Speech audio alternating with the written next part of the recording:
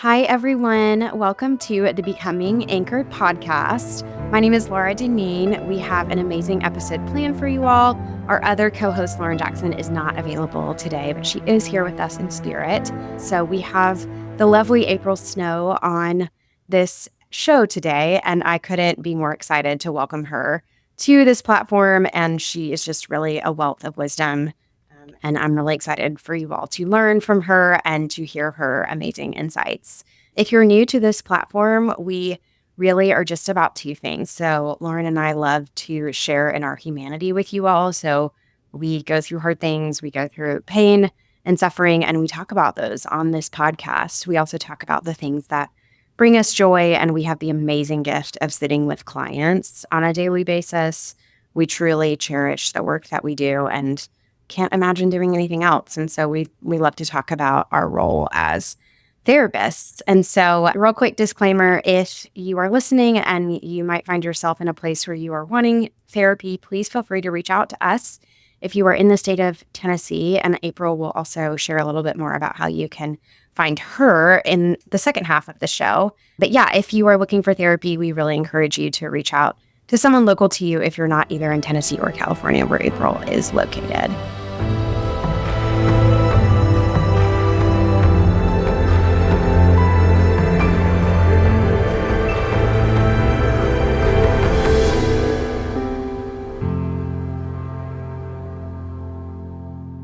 So without further ado, welcome, April. Thank you so much, Laura. I'm so excited to have this conversation with you. Same. So I was actually just chatting with April before we started recording, and I followed her content for a while now. You were just one of the first people that came to mind when I thought about who I wanted to have on the Becoming Anchored podcast, and we're learning as we go. And so I just really appreciate your willingness to jump in, and it's been such a fun endeavor for myself and for Lauren to engage in, and it's been really rewarding for us to meet people across the country that we admire and we respect. And so thank you for your time today. Yeah, thank you so much. I'm excited to dive in and talk about sensitivity. Yeah, absolutely. So this is what April is known for. And I know that you're a wealth of knowledge and other topics other than sensitivity. So maybe we can have you back at another time. But today we are really going to be talking about sensitivity and why sensitivity is a strength. And so I'm really excited to hear from you. We work with a lot of clients at my practice at Anchored Counseling Co. who do have that highly sensitive personality trait. And so I really am just so excited to learn from you. Absolutely. Yeah, I think a lot of people don't quite understand the complexities of the trait. There's a lot of emphasis on the emotionality, feeling so deeply and maybe that being a burden. But actually, when we start to learn more about the trait and all of its different characteristics, you can actually find that there's a lot of gifts in being more sensitive. Yeah. So circling back to that personality trait, I would love for you to share with our listeners a little bit about all the different criteria that make up a highly sensitive person. Yes, because there's a lot of misinformation out there. And so when you're highly sensitive, you're born with the trait. It's called sensory processing sensitivity in the research. That's just the technical term. And it means that your brain is wired a little bit differently. So your brain is wired to process information and experiences deeply. That means you're going to need more time to reflect, to think and sit with what you're going through. You might notice you need more time to transition in and out of things throughout the day, move a little bit more slowly. Also, you're more emotional. Now, that just doesn't include the difficult emotions. It also includes the positive. So you might notice when you're excited, when you're feeling joy, when you're passionate, you're feeling it so deeply and enthusiastically, which is such a gift. And I think it's something that's really special about the trait. And also, you're more naturally empathetic. So you might notice that you really feel for others. HSPs tend to be emotional leaders and caretakers and creative, caring people.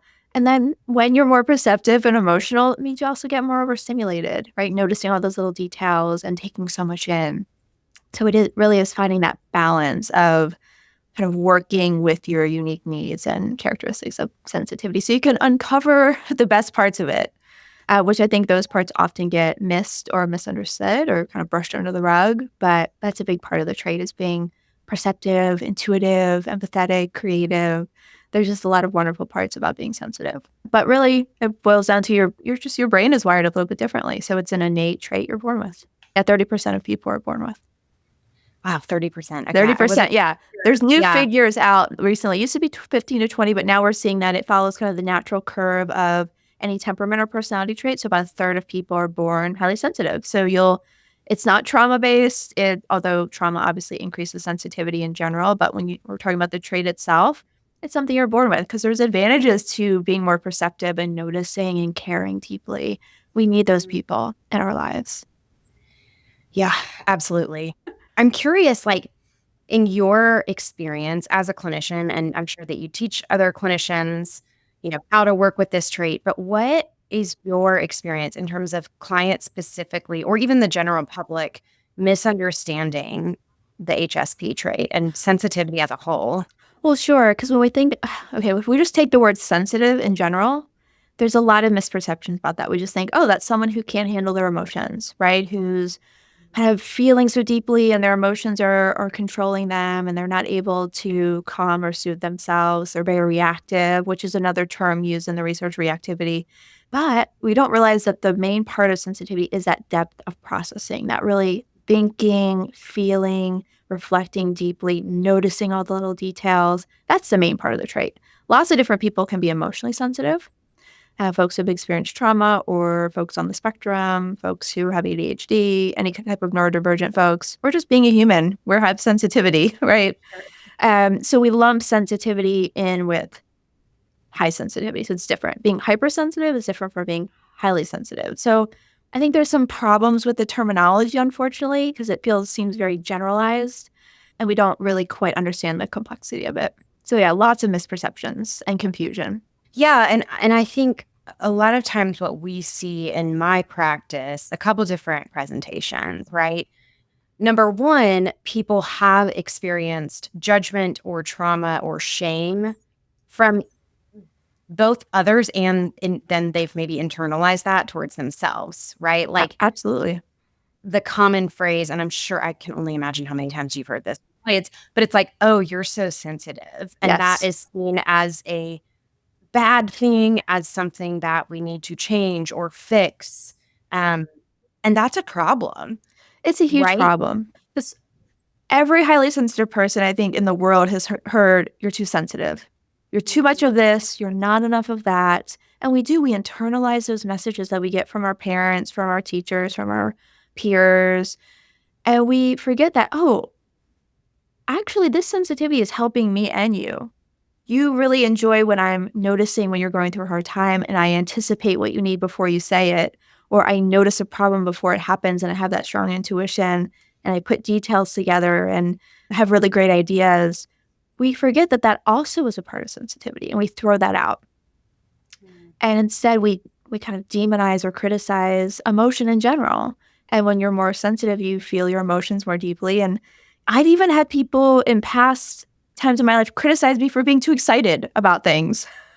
Like, what? Like, I can't win. Exactly. Can't win. But Yeah. so a lot of times any emotion makes people uncomfortable. Right? Sure. Yeah. Yeah. So there can be a lot of work. I've worked with a lot of clients where they reject that label sensitivity because there's so much judgment around it.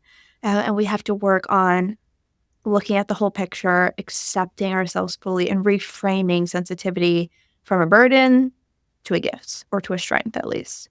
Or at the very least, something neutral, because that's what it is. It's a neutral trait that Yeah. some of the population, up to 30%, are born with because it has value in our survival. If we're getting really kind of scientifically basic, that's what it's here for. It helps us survive. Absolutely. Yeah. And there's so much, I think, pain and suffering that is associated for our clients with that word. And so that makes sense that people have come to you and don't want to use that word. Yeah, they And don't. and we certainly respect and honor where they're at in their story, as I know that you do so Absolutely. well. And there is a piece of like, okay, can we reclaim this? Can we Mm-hmm.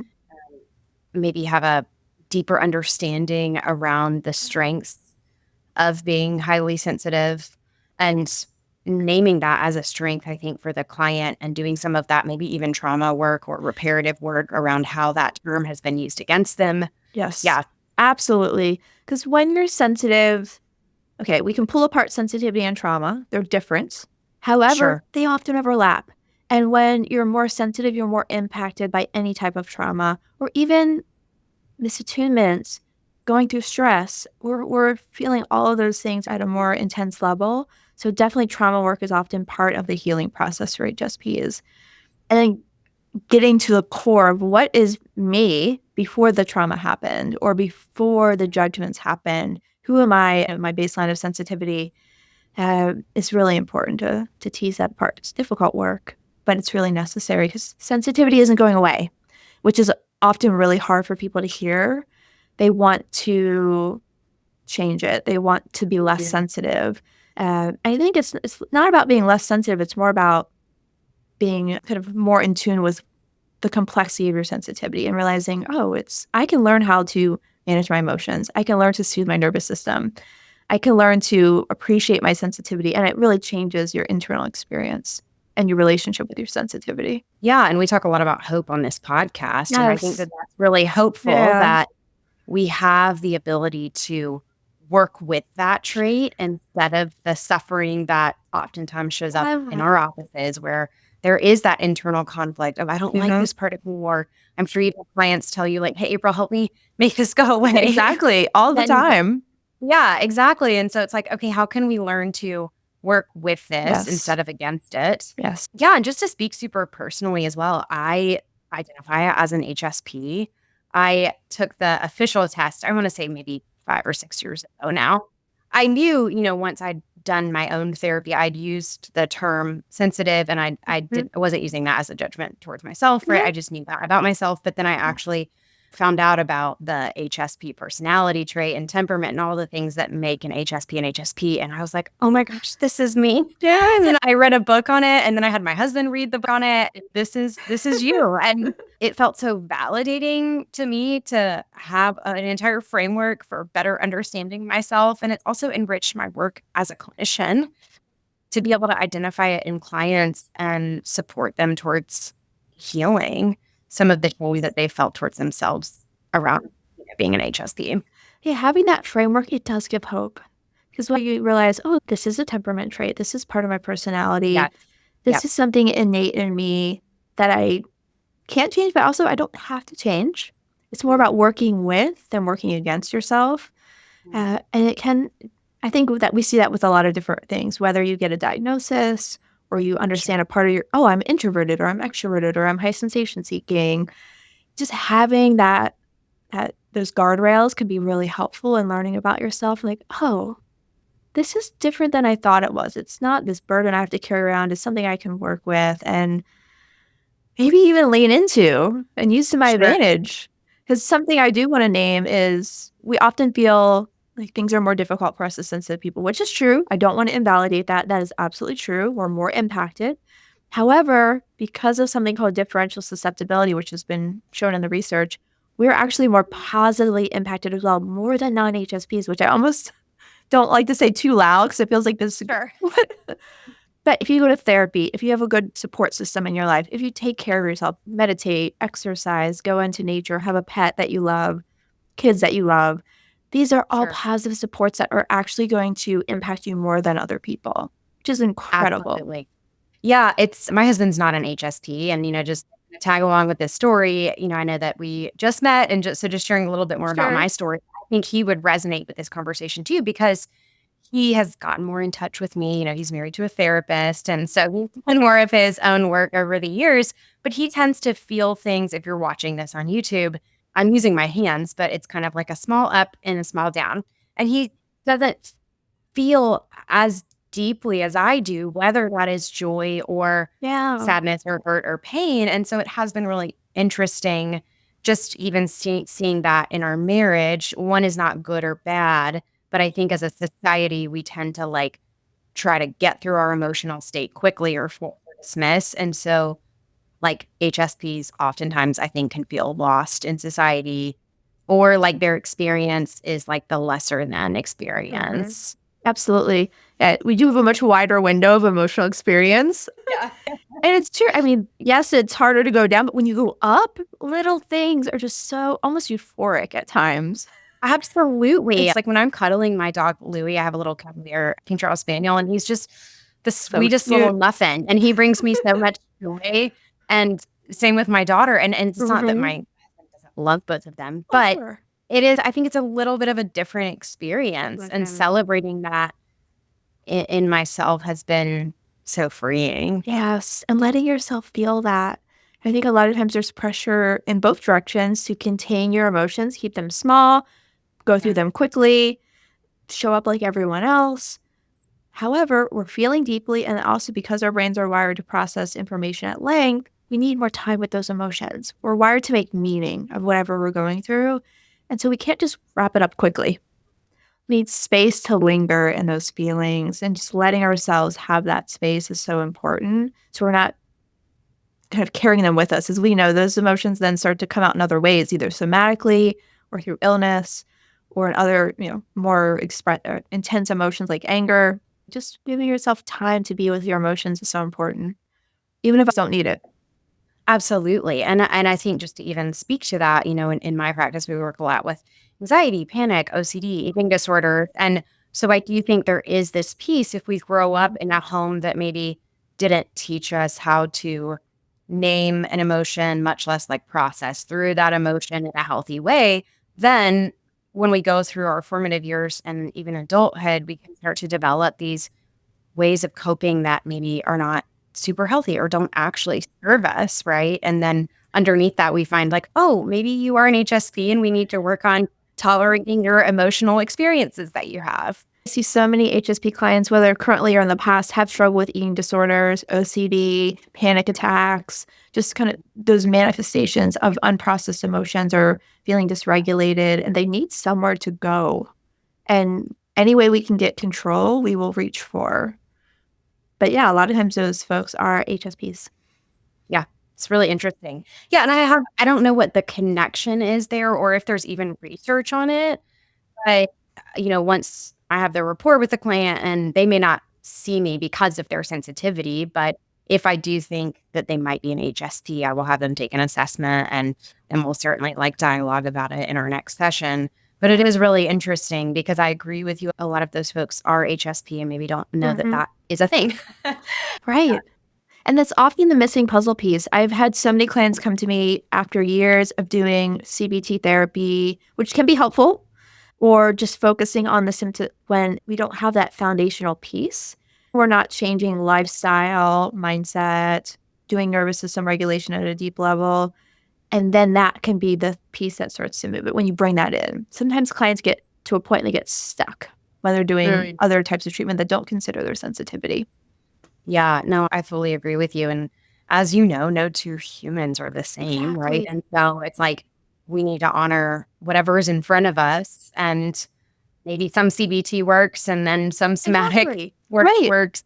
Yeah. Yeah. Exactly. It's exciting to hear that you're bringing that conversation in for clients where it fits. Absolutely. Yeah. So you've mentioned a couple strategies, right? Our listeners love the how to. I'm a how to person Absolutely. as well, which is one of the reasons I love your post because I'm like, oh, April's telling me like how Right. to regulate and how to work with this sensitivity. So you've Yes. mentioned a few that you Hmm. do with clients and that you Hmm. recommend, but this like space feels really important. So, yes. Yeah. And you Can will, you elaborate? Go yeah, go ahead. on. Can you elaborate a little bit on that? Yeah, because we're wired to process deeply. So, one, we need reflection time, but also because we're picking up so much information in our environments, nonverbal cues, body language, sensory information, all that's coming in at a much more nuanced level. Whether you're consciously aware of it or not, you're picking up a lot of data throughout your day. And then your brain needs to make sense of all that. So if you're highly sensitive and let's say you've gone all day without a break, you lay your head on the pillow, your mind just starts spinning because it's the first time all day you've actually had a moment of quiet. However, if we build in little pockets throughout the day of what we call downtime or just quiet time, it could even be you're doing something tactile. You're cooking, you're walking, you're playing with the kids, just something where you're not like in a screen, taking in lots of information. Just having those pockets of time allows your mind to do its work of processing. It also allows you to make sense of your emotions. So when we're constantly stimulating ourselves, whether through screens, through conversation, through work, we just don't get a chance to process, to reflect for our nervous systems to settle. So we're oftentimes chronically overstimulated and exhausted. A lot of times, if we try to slow down, we're too dysregulated. Our mind is too busy, anxiety. It may feel unsafe to get quiet. So then we might have to go a level deeper and take care of our nervous systems through polyvagal exercises, through bilateral movements, mindful breathing, movement. Just going on a walk can be really helpful. Doing something tactile, cooking, crafting, anything that works for you that you love. So those are kind of the two pieces: getting quiet, but then what do you need to get quiet? Right. So you actually feel safe in the quiet. Right. And I think a lot of people, maybe that are in the beginning stages of therapy, if you're listening to the show today, I think I love that you brought up this point because I think safety with our own minds and bodies can Yeah. feel so scary at first Absolutely. if we're not used to doing it, Yeah. understandably so. And even exploring that with someone, right? Like Yes. what Exactly. feels unsafe about this, and Exactly. maybe working through that in a therapeutic Mhm. session first, right? Before you automatically rip the Band-Aid off and try this Exactly. on your own. One of the things that I found just speaking to this space piece that's been really helpful for me is if we go out of town, right? I Mhm. used to go out of town and then I would get back, late in the evening on Yep. Sunday and go to work at like 7:30 or 8 a.m. the next day. Yep. And one thing that I have been really intentional about is just creating more boundaries Mhm. around my time. And this is just one example, but if my husband and I go out of town, we typically are coming back like 2 days before we have to Yes. go back to work. Yep. And I've had times when people in my life have like kind of pestered me about that, and they love me, right? Like they want me to stay on Sure. the vacation longer or whatever it might be. And I've had to say, like, hey, I really need this day to go to a yoga class Yeah. or to go to the grocery store and to like take a nap. I tend to need more sleep. And so those things that really allow me to show up not only for my clients and my staff, but also for myself. Because if I'm getting burnt out or not taking care of myself, but showing up well for other people, it's really unfair to my own self. It really is, isn't it? And Mhm, having mhm. those, I like to call it HSP time, where we have this buffer. Whether Their it's coming, buffer, I love it. we have to have a buffer day between vacation and back to work, because think about all the things that you need to do after you come back from vacation. Mhm, Unpack, do the laundry, get the house back in order, just kind of emotionally settle back in and prepare yourself for work. And same when you're going into a vacation. Even when you arrive somewhere, maybe you give yourself a half a day or a day just to arrive, to settle in, to get used to the environment. Because an HSP brain is wired with a pause. So it's called the behavioral inhibition system. And our brains are literally saying, stop, check things out. And because if we think about it, it's a safety feature. We have two survival strategies. For us, it's the pause and check for danger. What am I noticing? And then the non HSPs are just jumping right in. We need that too, right? We need both. But that continues in our present day lives, that pause to check. And so you might notice you need time before you get out of bed. You can't mhm, just jump out of bed as soon as the alarm goes off. Take a moment, allow yourself to wake up, allow yourself to gently settle into your day, think about what's ahead, process and mhm, prepare before you move from the car to the house or from the car to work, or when you're finishing up and going from work to home. And there's all these transitions that happen every single day, in and out of the shower, from moving from dinner to bedtime. So, really allowing that space, even in those micro moments, just taking a moment. If I'm going from an email to a meeting, can I just take a breath? Can I look out the window? Can I just maybe just take a moment to make some contact with myself? How am I doing? Let mhm. me take a moment to think about what's about to happen, because that's what our nervous systems are wired to do: reflect before we act. So can we build in that space in little ways, but also big ways, like coming from a vacation back to home? Yes, ways that could show up. Yeah, I love this terminology. So micro moments, is that what you Yeah, said? just like micro moments of space, right? So you can just take a moment to pause. Anyway, Absolutely. And that's so yeah, right. 5 yeah. sec Can you take 5 seconds? And I know if you're a parent, if you're caretaker, if you're, working 2 jobs, whatever's happening in your life that could be make that seem impossible, can you just take a moment? Take a breath, Mhm, right? mhm, Take a gaze mhm. outward. That's something I've been working on in my own somatic work, is, can I just look outward for a moment instead of just barreling through? Yeah, right. Or if I notice myself rushing, can I just Can I slow myself down just a little bit? That's Mm. something that could be an accessible way to regulate your nervous system. Rushing, can I just move even just a micro moment slower? Yeah. Well, because I agree with you, there's so many things about HSPs that are a gift to this world. And a lot of times the culture we live in or society in general, and maybe not everyone, right? Like I hesitate to have generalizations. Absolutely. Why are fighting the good fight? Like packed schedule. And do you think from a like systemic level, our culture almost tends to be maybe, I don't know if this is a great way of saying it, but a little bit easier for non-HSPs? Absolutely, 1,000%. Right? You're right. What's celebrated is the hustle, is productivity. And I just want to be clear that I'm not saying be a hermit, don't have a social life, don't have Sure. career ambitions, because I'm a quite ambitious person and I like to do a lot. I'm very passionate, and a lot of HSPs are, and we care a lot. We want to show up, but we have to do it in our own way. I think of it quality over quantity. I'm showing up fully to what I'm doing, but then I have a counterbalance. I'm also resting in a deep way as well. So, yes, show up, but also consider you might need to go at a slightly different pace. You might need more breaks throughout the day. You might need to go on more vacations or really protect your weekends. So, just you can do quite a lot, but just have that counterbalance. And also, let's be realistic. Don't expect yourself to do exactly what everyone else is doing. That's okay, because when you do show up, you're showing up passionately and creatively and in such a full way. So you're going to do more with less, if that makes sense. Yeah. Yeah. And I love that you talked about the gray here, right? Because I think as humans, we can tend Yeah. to maybe even listen to this podcast today and be like, okay, I'm going to take breaks from everything. And that's certainly not what you're saying. It's not what I'm saying. It's really finding this middle ground because I agree with you. I am very driven. I love having dreams and big dreams. And that's, I think, one of the things that helped even get this show up and running. Same with my own podcast. Right. And there's nothing inherently wrong with that. But I've also had to learn to delegate more. Yes. People are always saying, how do you do so much? Like, I have help behind Like the I have a scenes. lot of help. Yes. Yes. I am not the primary cook in the home. So my husband cooks most of our meals and grocery shops for us. It's something that he and my daughter do on the weekends. As I've gotten healthier over the years, I don't say yes to as much socially or professionally. I asked for more help in my practice at Anchored. And so all of those little things that I'm still working towards my goals and dreams, but just doing it a little bit differently that's more sustainable. Right. Asking for help when you need it. I always say pause before you say yes to anything.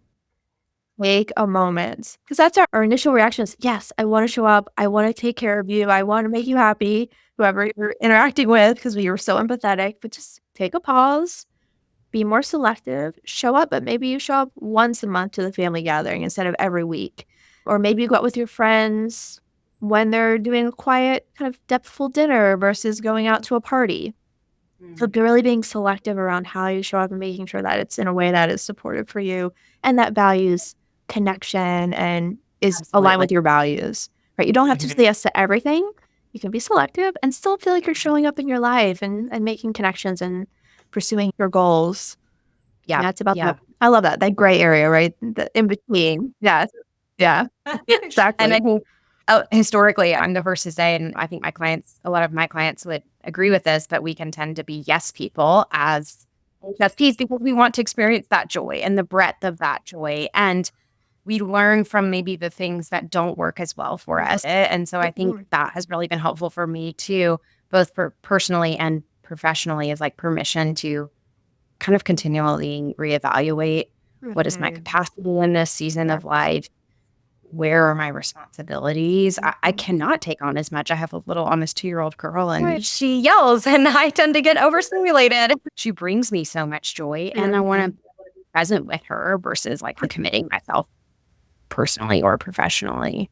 Exactly. It's so important to look at what is happening in this season of my life and what is important to make space for. Of course, I'm sure it's more important to make space for your daughter than to say yes to every request you get. Yeah. It's more meaningful. That values aligned work. Yeah. Exactly. This has just been such a delightful conversation. And I know that you're a wealth of knowledge on this topic. Yeah. Very passionate about it. Need more. I love that you were doing this work and I just honor that work. I think it's so precious. Thank you so much. And thank you for inviting me on so we can talk about this. I felt very celebratory and also with some practicality in there as well. Sure. Absolutely. Right? Yeah, I'm excited for some folks to listen to it. I think it'll be really validating for their experiences. And also, hopefully, they can start to kind of just get curious about, okay, what are things that I need if I do identify as an HSP? Exactly. And how can I support myself better in those moments that might be hard? Exactly. So, yeah, well, I would love to hear a little bit more in how people can find you. Absolutely. And anything that you would like to advertise about yourself or any of your offerings Sure. right now. Of course. So you can go to sensitivestrengths.com. There's a plethora of resources there. I have my own podcast, Sensitive Stories. You can find that there. I have a monthly workshop series if folks want to dive into different HSP topics. We talk about everything from grief to boundaries to self-care, and you can find some community there. I have free workshops on sleep, self-care. I have a workbook, and there's just a variety of things there that you can tap into if you're just discovering your sensitivity or you want to deepen into taking better care of yourself and living more in alignment with your trait. That's awesome. Well, I'm excited to look at that site. Those workbooks and all the other. Yeah. And so y'all know that we always close with some homework and an affirmation. So April, would you like to share with our listeners one or both of those things? Yeah, I would love to. So just building off of our conversation today, I would invite folks to find little pauses throughout the day to process, to reflect, really to come home to yourself. I think is really important, even if it's just a few moments, a few seconds, even, pausing to take a breath as you arrive at home, as you're sitting in the car, or right before you get out of bed in the morning, just take a moment to check in. What's ahead? Or even in the shower, just starting to build in those pauses as you're feeling comfortable can make a big difference for a sensitive nervous system. Yeah. And then I have 2 affirmations, depending on what feels right for folks, depending on kind of where you're at on your journey from discovery to acceptance of your traits. So one is just to remind yourself that my sensitive needs are valid. So even as others are having a different experience, just reminding yourself my needs are valid. My sensitive experience is valid. I think we forget that. It's easy to push it aside, thinking that we should be different. So just reminding yourself, there's something different about what I'm experiencing, and it's completely okay. Just reminding yourself, I think saying that to yourself, getting that self-validation, and then hopefully eventually getting it from others, but at least starting with yourself was important.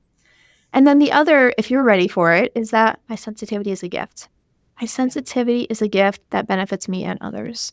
Right? Everyone benefits from having sensitive folks in their lives. So it's really important to honor that. We also need non-HSPs, I should say, who bring something to the table. Yeah, I love both of those. And yeah, depending on where our listeners are. Yeah, so rich. Well, thank you for your time. Thank you, Laura. Yeah, it's just been a delight to talk to you today and get to know you more. So thank you, April. And thank you to our listeners for listening to the Becoming Anchored podcast. Yes, thank you so much. Okay, we'll see y'all next time. Take care.